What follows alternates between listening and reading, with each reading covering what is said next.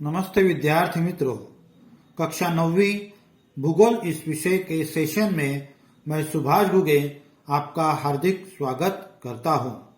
विद्यार्थी मित्रों, इसके पहले हमने भूगोल इस विषय के 5 लेसन का अध्ययन किया हुआ है। अब आज हम लेसन नंबर 6 का अध्ययन करने वाले हैं। पाठ का नाम है समुद्री जल के गुणधर्म। आप अपनी किताब के पेज नंबर 50 निकालिए। मैं पढ़ते जा रहा हूं, समझाते जा रहा हूं, आप भी उसे समझने की कोशिश करें। लेसन नंबर 6 समुद्री जल के गुणधर्म थोड़ा याद करेंगे। संसार में सबसे बड़ा जल संचय कौन सा है? सागरीय जल खारा क्यों होता है? हमने पिछली कक्षाओं में समुद्र के संदर्भ में ज्वार भाटा, प्रवाह इनका अध्ययन किया हुआ है। इस पाठ में हम समुद्री जल के गुणधर्म पर विचार करेंगे। दोस्तों, यहाँ पर हमें कक्षा 8वीं के भूगोल इस विषय के बारे में याद करने के लिए कहा गया है कि संसार में ऐसा कौन सा क्षेत्र है जहां पर अधिक मात्रा में पानी होता है? समुद्र का पानी खारा क्यों होता है? तो ये इसी दो प्रश्न में दोनों के उत्तर है कि समुद्र सबसे बड़ा जल संचय वाला भाग है और दूसरा है समुद्र का पानी खारा क्यों होता है। इसी संदर्भ में ये जो हमारा छठा लेसन है उसका आज हम अध्ययन करने वाले हैं। बताइए तो, जमीन और समुद्र की जलवायु में क्या अंतर है? जमीन और समुद्र की जलवायु में क्या अंतर है? दूसरा है, विषुवत रेखा से ध्रुवीय प्रदेश की ओर समुद्री जल के तापमान में कौन सा अंतर दिखाई पड़ता है? देखते हैं इन सवालों के जवाब। भौगोलिक स्पष्टीकरण। तापमान यह समुद्री जल का महत्वपूर्ण गुणधर्म है। समुद्री जल का पृष्ठीय तापमान सभी और समान नहीं होता। समुद्री जल के तापमान की यह भिन्नता अलग अलग जगह पर अलग अलग घटकों पर निर्भर होती है। दोस्तों, समुद्र जो होता है उस समुद्र का पानी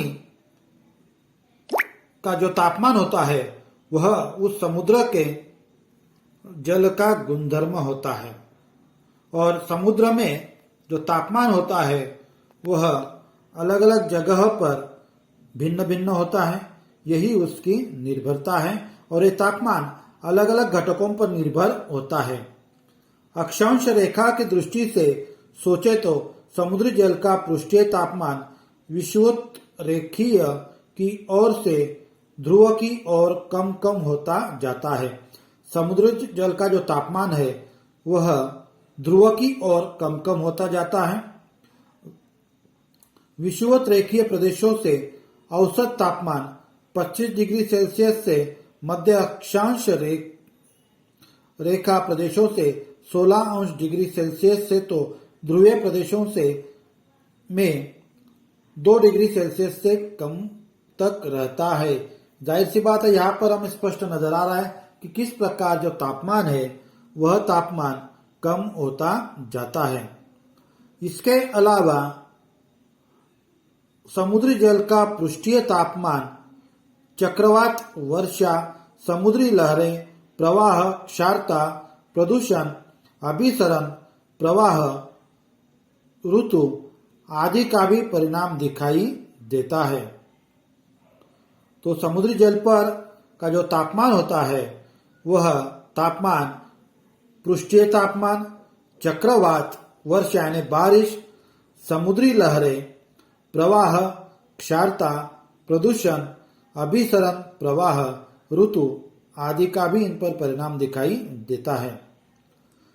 समुद्री प्रवाह का भी समुद्री जल के तापमान पर परिणाम होता है। जो समुद्र का प्रवाह होता है ना, उसका भी समुद्री जल के तापमान पर परिणाम होता है। जिन क्षेत्र में से शीत समुद्री प्रवाह बहते हैं, उस क्षेत्र में समुद्री जल का पृष्ठीय तापमान कम होता है। तो हम समझ सकते हैं कि जिन क्षेत्र से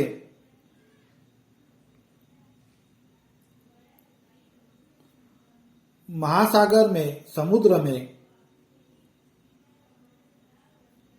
शीत प्रवाह बहते हैं, वहां पर जो तापमान होता है वह तापमान कम होता है।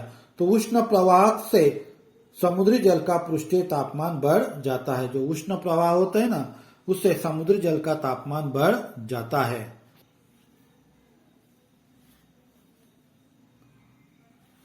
बताइए तो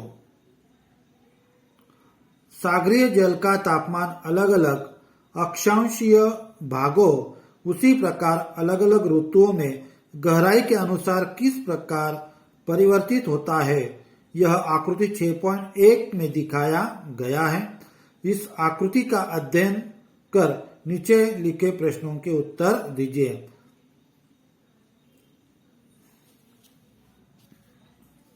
आकृति 6.1 गहराई और समुद्री जल का तापमान।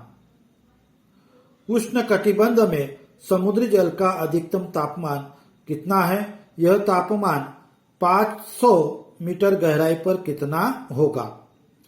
दूसरा प्रश्न है, मध्य अक्षांश रेखा प्रदेशों में समुद्री जल का तापमान समुद्री सतह के पास कितना होता है? तीसरा प्रश्न, ये तापमान 1500 मीटर गहराई में कितना दिखाई दे रहा है? उच्च अक्षरुत्त प्रदेश का तापमान आलेख क्या दर्शाता है? गहराई के अनुसार उसका तापमान 500, 1000 एवं 1500 मीटर तक कितना है? नेक्स्ट क्वेश्चन जो है विद्यार्थी मित्रों, यह आउट ऑफ सिलेबस है। अब ये जो 1, 2, 3, 4 ये जो प्रश्न है, ये चारों प्रश्नों के उत्तर हमें ये जो भौगोलिक स्पष्टीकरण है पेज नंबर 51 इसमें नजर आएंगे। इसमें हमें उनके उत्तर मिलेंगे। भौगोलिक स्पष्टीकरण, समुद्री सतह से अधिकांश सूर्य किरणें परावर्तित होती हैं, परंतु कुछ मात्रा में सूर्य किरणें समुद्री तल तक पहुंच जाते हैं। जाहिर सी बात है, समुद्री सतह से अधिकांश सूर्य किरणें जो होती है परावर्तित होती है। सूरज की जो किरणें होती है वह समुद्र, महासागर या समुद्र के भूपृष्ठ पर जैसे ही पड़ती, ऊपरी सतह पर जैसे ही पड़ती है समुद्र सूरज की किरणें, वह सूरज की किरणें पानी से परावर्तित होती होती वह महासागर के तल तक पहुंच जाती है। परिणामतः बढ़ती गहराई के अनुसार सूर्य की उष्णता की तीव्रता कम हो जाती है और महासागर गहरा होने के कारण सूरज की किरणें जो है तल तक पहुंचते पहुंचते वह सूरज के किरणों की जो उष्णता है, जो ताप है, वह कम हो जाता है, जिससे समुद्री जल के तापमान में 2000 मीटर की गहराई के बाद कमी होती जाती है। तो 2000 मीटर की गहराई के बाद समुद्री का जो जल है वहां पर जो तापमान है वह कम होता जाता है। 2000 मीटर गहराई के बाद समुद्री जल का तापमान स्वतंत्र एक समान दिखाई पड़ता है। ध्रुवीय प्रदेश से विषुवत रेखा तक सर्वत्र 4 डिग्री सेल्सियस तक रहता है। गहराई अनुसार समुद्री जल का तापमान साधारणतः 4 डिग्री सेल्सियस से तक कम होता जाता है। जैसे जैसे गहराई होती है वहां पर तापमान 4 डिग्री सेल्सियस तक कम होता जाता है। उसी कारण अधिक गहराई वाला समुद्री जल कभी भी जम नहीं जाता।